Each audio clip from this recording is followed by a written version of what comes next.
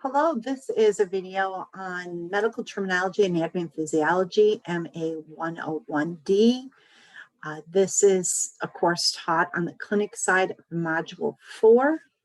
What we are looking at is the on-ground homepage. So you'll be teaching Chapter 1, 10, and 11 in Mastering Healthcare Terminology. You'll also be teaching out of Kin's Medical Assisting Fundamentals, Chapter 2, 10, and 11. Sometimes students get confused about which book they're in just because the chapters are the same. So make sure you're very clear about what book and what chapter you want students to read in or do work in. Chapter 2 is covered in every module. This chapter, reference pages 18 through 24 have to do with directional terms and body planes. We really want to make sure our students are confident in these terms and understand these terms, how to apply them once they get out into the field. So always take time to review these each and every module. Okay. Day 1, students will be clicking on and self-enrolling in SurePath. So they would click on the SurePath link, and it will take them to the self-enroll, so to roll in course. Once they've done that, and then the course will show up on their dashboard. If they do not do this, then they will not be able to get back into the course. I mean, they won't be able to get into SurePath. All right, once you've done that, there are the quick links. And if you have questions about this section, please refer to the video that goes over the course homepage.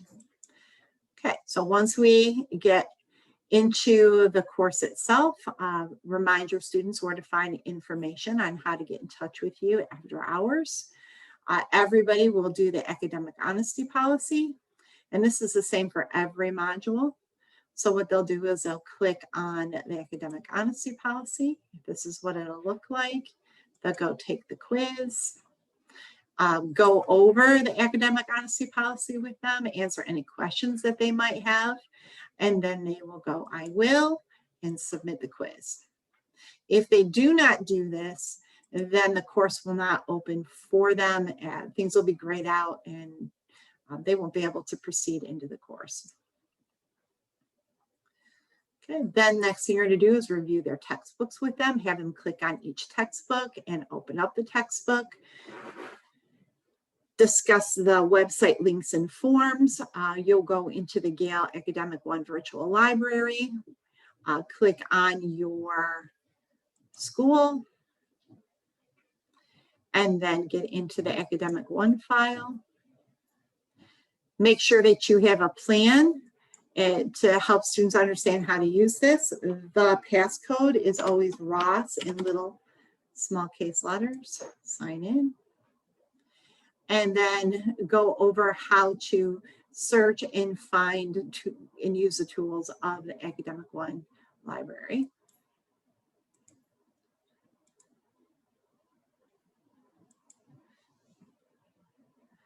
Once you've completed that as a class, and then you're going to go to your resources, have your students click on each one of the resources.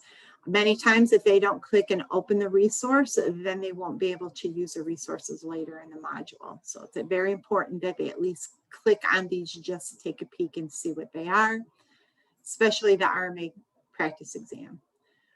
Quizlets explain when those will be used. And then make sure that you're going into the syllabi together, covering what is expected of this course and how it's graded. Make sure that you answer any questions that they might have. Once you're past the syllabi, then you're going to move into the course row. If you have time, it's always a good idea to start working on the first row together and see how you can help students, at least have them practice uploading to Canvas so that they are ready to do so in any other of the assignments that they have to complete. Okay, so We are on ground, so we are not going to concern ourselves with the weeks, and neither should your students. Let's go right to day one. Hopefully you have already published day one so your students can see it. And you are going to begin your day one as written in the lesson plan. So the days of the course are going to correspond with the days in the lesson plan. So it's very, very important that you're using the most up-to-date lesson plan from the curriculum course and that you are following the lesson plan. Please do not get behind. If you get behind, it's going to be hard for you to catch up. So the lesson plan for day one is here. Make sure that you have a fun icebreaker for your students. This is something you can prepare before class begins. Please don't think you can wing it and everything's going to be okay. Students know if you're not prepared.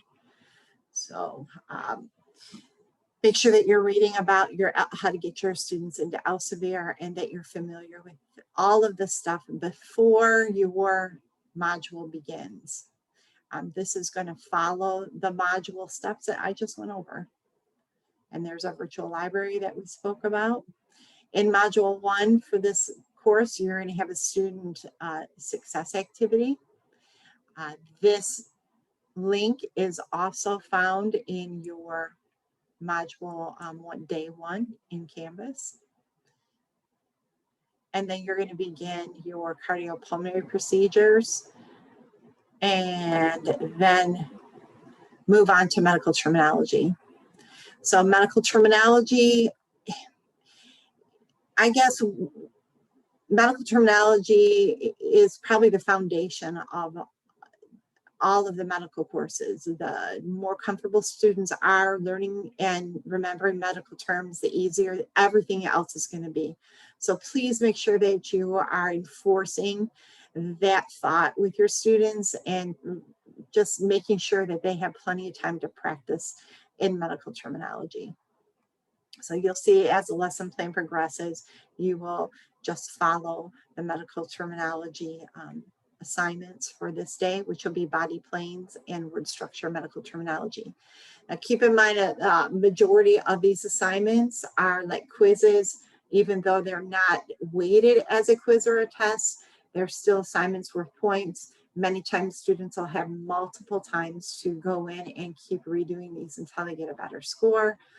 That repetition is going to help them with remembering the topics and the content. So as you move into day 2, you're going to start out with cardiopulmonary procedures. We'll have a separate video for that. And then you'll notice that the med term is at the bottom, at the last part of the day.